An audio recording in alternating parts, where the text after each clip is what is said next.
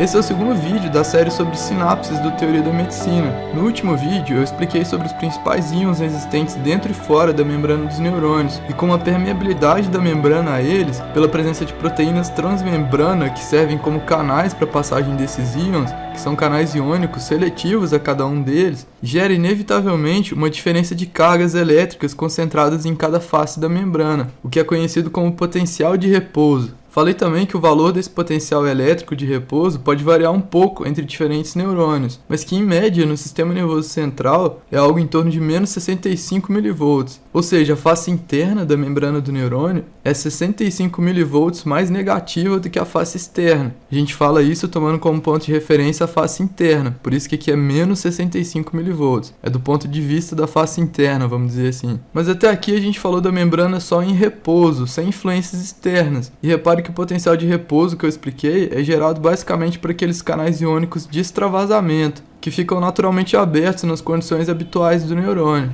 Mas eu falei também que existem três tipos principais de canais iônicos presentes na membrana do neurônio. Tem os canais de extravasamento, os canais dependentes de ligante e os canais dependentes de voltagem. Esses últimos dois tipos ficam geralmente fechados no neurônio em repouso, e a sua eventual abertura muda a permeabilidade da membrana àqueles íons que a gente discutiu, alterando desde levemente até drasticamente o potencial da membrana. Imagine então, por exemplo, que um outro neurônio faça uma sinapse química com esse neurônio nesse segmento da sua membrana. Não interessa agora se isso é em um dendrito, no corpo celular, enfim, eu quero que você entenda agora o conceito do que acontece. E imagina que esse outro neurônio libere aqui um neurotransmissor, como está representado aqui, que abre canais de sódio dependentes de ligante. Botei aqui L para chamar a sua atenção que são canais dependentes de ligante, o ligante aqui no caso sendo esse neurotransmissor liberado pelo neurônio pré-sináptico, que é esse neurônio para lá da sinapse. Representei aqui também para você lembrar do gradiente de concentração do sódio. Lembra que tem muito mais sódio fora da membrana. E mantive aqui também representadas as cargas do potencial de repouso. Depois a gente vai falar com mais calma sobre o que acontece aqui nessa fenda sináptica. Isso é tema para o terceiro vídeo da série sobre sinapse. A abertura desses canais de sódio que ficam fechados no repouso, no caso aqui por causa da presença desses ligantes acoplados, que eu representei por esses pontinhos brancos aqui, vai causar um influxo, ou seja, uma entrada desse íon na célula, tanto por difusão pelo seu gradiente de concentração, quanto pela atração elétrica da carga negativa da face interna da membrana. Lembre-se que o sódio é um cátion monovalente, ele tem carga positiva, mas preste atenção, não necessariamente isso vai causar uma enxurrada colossal de sódio para dentro da célula. O influxo depende de quantos canais se abriram, em outras palavras, do quão mais permeável a membrana ficou ao sódio e do tempo que eles permaneceram abertos. O importante é que, por menor que seja esse influxo, isso vai causar uma mudança abrupta na concentração das cargas elétricas em cada lado da membrana. O sódio não só leva sua carga positiva para a face interna da membrana, como também puxa cargas negativas para a face externa de onde ele entrou, vindas da zona neutra aqui do meio extracelular. Ou seja, isso causa uma mudança importante no potencial da membrana nesse ponto onde os canais se abriram. A isso se dá o nome de despolarização, um evento em que a face interna da membrana é positivada em relação à externa, ou seja, você desvia o valor daquele potencial de repouso, que era de menos 65 mV, em direção ao zero, cargas iguais, situação em que a membrana não seria mais polarizada, daí o nome despolarização. Mesmo que seja uma alteração pequena, uma mudança de menos 65 para menos 60 mV que seja, já está valendo. Qualquer mudança que positive, ou seja, reduza a negatividade do potencial de repouso, é uma despolarização. Mas e aí, o que acontece? Ele fica assim com esse pedaço de potencial diferente em um ponto da membrana? Não. Assim que essa diferença é formada, as cargas positivas que entram são sugadas, por assim dizer, por essa barreira de cargas negativas na face interna da membrana, sendo espalhadas abruptamente para todos os lados. E o mesmo acontece do lado de fora com as cargas negativas que foram puxadas para cá, gerando assim uma corrente elétrica causada pela movimentação de íons, por isso também conhecida como corrente iônica. E acontece mais ou menos isso. Repare que a corrente logo se perde, é uma condução chamada decremental. Ela vai deixando de influenciar segmentos mais distantes do ponto de despolarização.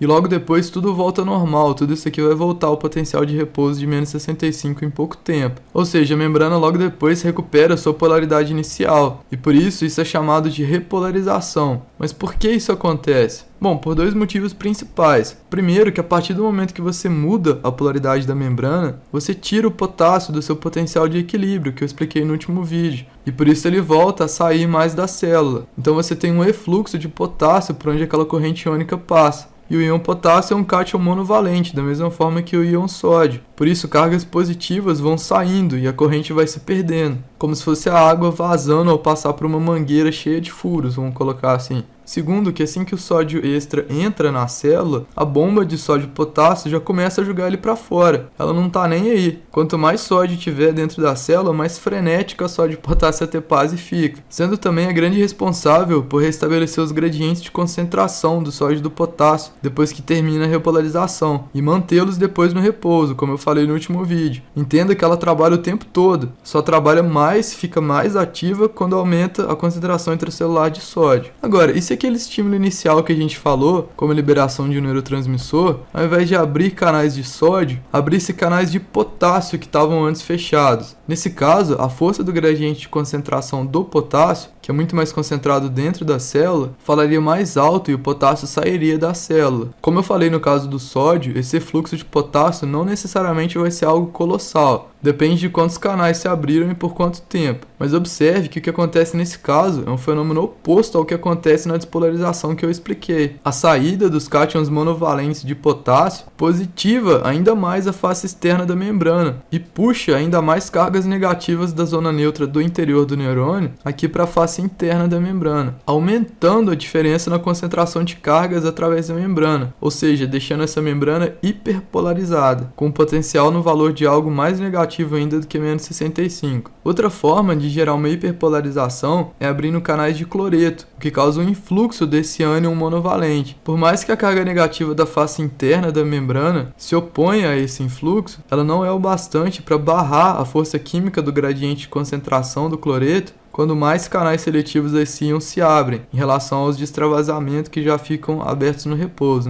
A entrada do cloreto traz mais cargas negativas para a face interna e puxa mais cargas positivas da zona neutra para a face externa, criando também um estado de hiperpolarização. Mas nem a hiperpolarização pela saída de potássio, nem a pela entrada de cloreto duram muito tempo se o estímulo inicial cessar. Logo, as bombas iônicas e os canais de extravasamento da membrana restabelecem o potencial de repouso e os gradientes de concentração. A membrana sempre tende a voltar ao potencial do repouso se deixada quieta. Agora que você já sabe o que é despolarização, repolarização e hiperpolarização, vamos entender o que é potencial de ação, ou PA. Repare que eu nem mencionei esse nome até agora. Muita gente mistura conceitos de despolarização com conceitos de potencial de ação, mas como você vai ver agora, são coisas distintas. Em primeiro lugar, eu quero que você faça uma associação mental entre potencial de ação e canais iônicos dependentes de voltagem. As duas coisas andam juntas, lembre-se disso. Em segundo lugar, vamos parar de falar agora da membrana neuronal de forma genérica e vamos pensar separadamente em cada parte do neurônio.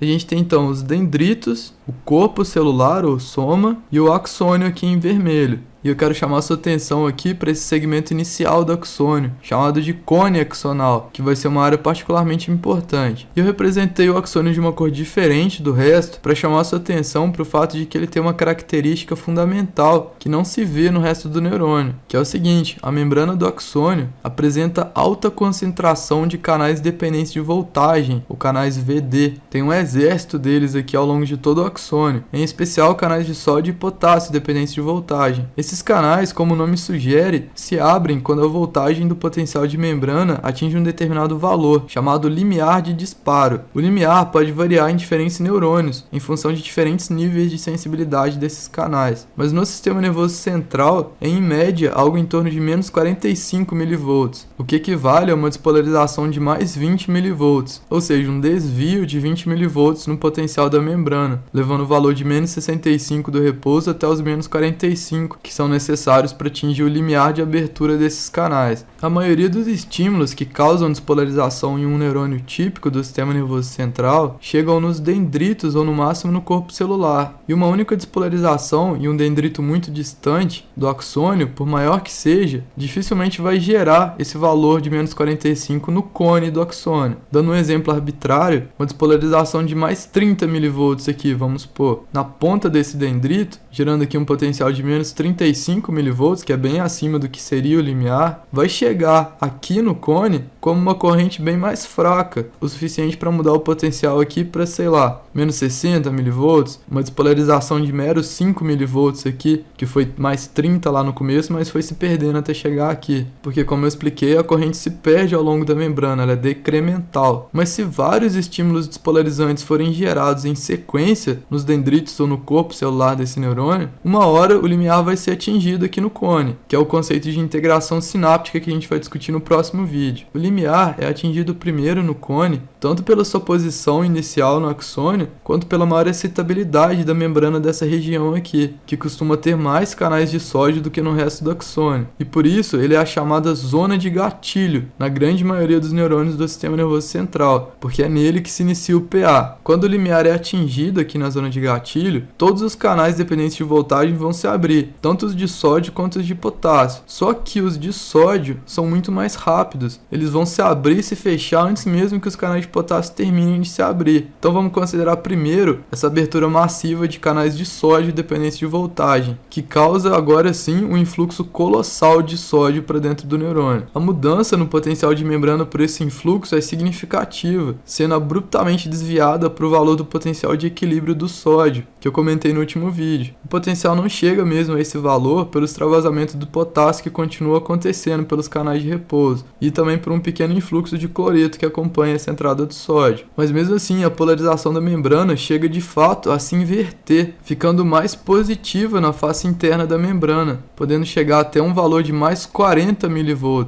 mais agora porque a face interna está mais positiva do que a externa, lembrando que a gente olha pelos olhos da face interna. E isso gera uma corrente iônica intensa que se difunde para os dois lados aqui. Só que a parte dessa corrente que vai de volta para o corpo do neurônio acaba se perdendo como as outras correntes de despolarização que eu já expliquei. Agora, a corrente que vai pelo axônio gera um fenômeno bem interessante. Ela é uma corrente autopropagável, porque os canais de sódio dependentes de voltagem, que vão se abrindo com a passagem dela pelo axônio, a mantêm viva, eles impedem que ela se perca. Isso é um processo de feedback positivo ou retroalimentação positiva. Quanto mais canais dependentes de voltagem se abrem, mais a corrente se propaga. E quanto mais ela se propaga, mais canais se abrem. Isso é o PA, uma corrente iônica despolarizante que não se perde ao longo da membrana do axônio. Ela não é decremental. Uma vez gerada, ela vai até o final. Por isso se diz que o PA é um fenômeno de tudo ou nada. Ou ele não acontece, ou ele acontece e vai até o final. É uma condução sem decaimento. Agora, cuidado para não confundir. A característica essencial do PA é que ele não decresce ao longo da membrana, mas a sua velocidade pode variar em diferentes neurônios. Ela depende, primeiro, do diâmetro da fibra do axônio. Fibras maiores conduzem o PA mais rápido, porque nelas há menos extravasamento das cargas positivas sendo conduzidas, e segundo, da presença de mielina, que é algo que eu já falei em vários vídeos aqui do canal. A mielina é um isolante elétrico que envolve o axônio com esses pontos descobertos aqui, chamados nódulos de Ranvier, onde se encontram os canais de sódio dependentes de voltagem nos neurônios mielinizados. Você poderia se perguntar, mas a corrente não se perde entre um nódo e outro, já que eles ficam tão longe um do outro? Não é preciso haver a presença dos canais de sódio dependentes de voltagem para que a corrente do PA não seja decremental? O que acontece é que a mielina impede não só a entrada de sódio nesses pontos que estão isolados, como também a saída de potássio. Ela serve como um isolante nos dois sentidos. E seria isso, esse refluxo de potássio, que faria a corrente se perder. Desse modo, só os nódulos de Ranvier de fato se despolarizam e conduzem o potencial de ação, o que o torna muito mais rápido, sendo chamado de condução saltatória, que vai pulando de um nódo para o outro. Mas voltando para o PA, os canais de sódio dependentes de voltagem são configurados de modo que eles sempre se fecham depois de cerca de 1 milissegundo, ou seja, eles ficam abertos só por 1 milissegundo. E esse é o tempo que leva para os canais de potássio dependentes de voltagem terminarem de se abrir. Isso pode ser bem visualizado nesse gráfico aqui, ó, que você encontra em qualquer livro de neurofisiologia ou de fisiologia geral, que é um gráfico que vai servir para mostrar as fases do PA. Em um neurônio em repouso, como a gente já falou várias vezes, o potencial da membrana fica aqui em mais ou menos menos 65 milivolts. À medida que ele vai recebendo despolarizações, ele vai subindo, só que se nada acontecer, cai de novo. Mais despolarizações, sobe mais, mas se ficar quieto, cai de novo. Às vezes ele pode ser hiperpolarizado por algum neurônio, só que se deixado quieto também volta para o repouso. Às vezes ele é hiperpolarizado, recebe uma despolarização, só que ela só basta para fazer ele voltar para o repouso mesmo, ou passar um pouco mais e voltar para o repouso. Então ele fica oscilando assim à medida que recebe informações que não sejam o bastante para fazer o cone axonal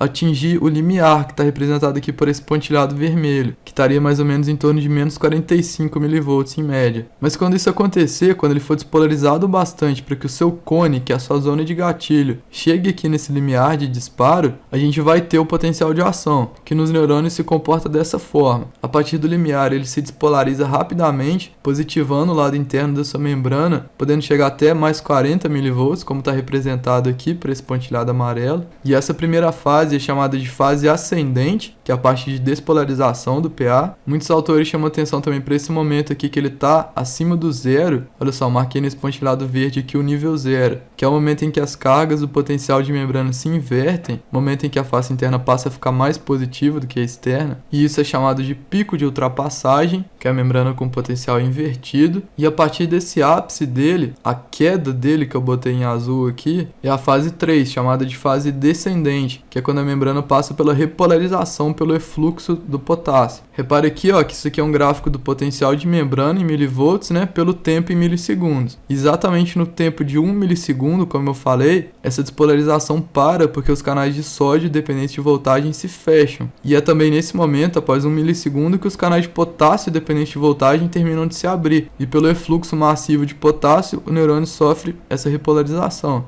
sendo comum até que o efluxo de potássio passe um pouco do limite e hiperpolarize um pouco essa membrana, que seria o estágio 4 de hiperpolarização. Alguns autores contam só a fase ascendente, fase descendente e hiperpolarização, seria 1, 2, 3. Eu botei aqui o pico de ultrapassagem só para te mostrar que é uma fase que existe também. E repare que o processo todo dura em torno de 2 milissegundos, ou seja, os canais de potássio também ficam abertos mais ou menos por 1 milissegundo, só que eles levam 1 milissegundo para se abrir e depois mais 1 milissegundo para fechar, enquanto os canais de sódio em 1 milissegundo já abrem e fecham. E isso se repete ao longo de toda a membrana do axônio. É esse que é o padrão seguido pelo potencial de ação. Entenda que isso seria o potencial de ação em um ponto específico da membrana. Isso vai se repetindo ao longo do axônio à medida que o potencial de ação é conduzido. Muita gente acha que essa hiperpolarização, ou então que a mudança nos gradientes de sódio e de potássio depois do PA passar, são o que impede um novo PA de acontecer logo em seguida. Mas isso não é verdade. O chamado período refratário absoluto do PA, que realmente existe, acontece por um motivo. Depois do seu fechamento, em 1 milissegundo aqui em cima, os canais de sódio dependentes de voltagem ficam travados até que o potencial de membrana volte a um valor que seja ao menos próximo do de repouso.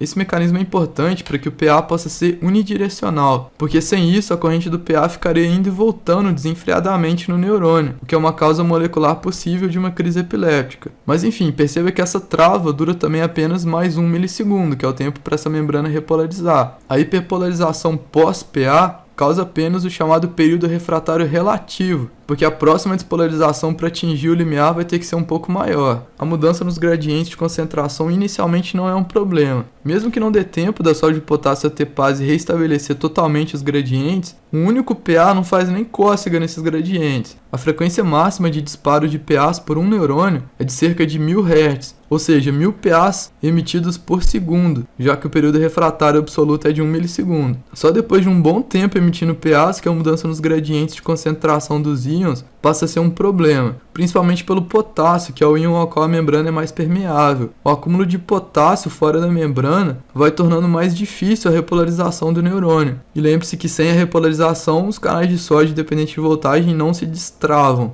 Quem ajuda muito a adiar esse problema são os astrócitos. Eles não só captam para dentro deles mesmos esse potássio em excesso no meio extracelular, como têm o poder de regular quimicamente a barreira hematoencefálica, que é a barreira que filtra o que passa do sangue para o sistema nervoso central, e o astrócito regula ela para reduzir a quantidade de potássio chegando do sangue. É por isso que uma injeção de potássio é letal por causar uma parada cardíaca e não algum problema no sistema nervoso central. As fibras musculares cardíacas não têm um mecanismo de defesa eficaz contra o aumento excessivo de potássio na corrente sanguínea, como o sistema nervoso central tem, com os astrócitos lá protegendo os neurônios dessas variações iônicas do sangue. Por último, eu queria só te mostrar uma coisa. A gente falou aqui mais dos neurônios do sistema nervoso central, que são multipolares, mas nos neurônios sensitivos periféricos, que são pseudonipolares, como esse aqui representado, o PA não é gerado no cone axonal, porque na verdade eles nem têm isso. A zona de gatilho deles é na ponta do próprio processo periférico. Por isso eu falei no vídeo de neurônios e neuróglia que esses neurônios tecnicamente têm 2 axônios, porque tanto o processo periférico quanto o central são carregados de canais dependentes de voltagem, e por isso são capazes de conduzir o potencial de ação. Bom, era isso que eu tinha para falar nesse vídeo, espero que ele tenha te ajudado a entender esse monte de conceitos, e a gente continua a discussão no próximo vídeo de neurofisiologia, quando eu vou falar de transmissão e integração sináptica e as diferenças entre sinapses químicas e elétricas. Então é isso aí, até lá!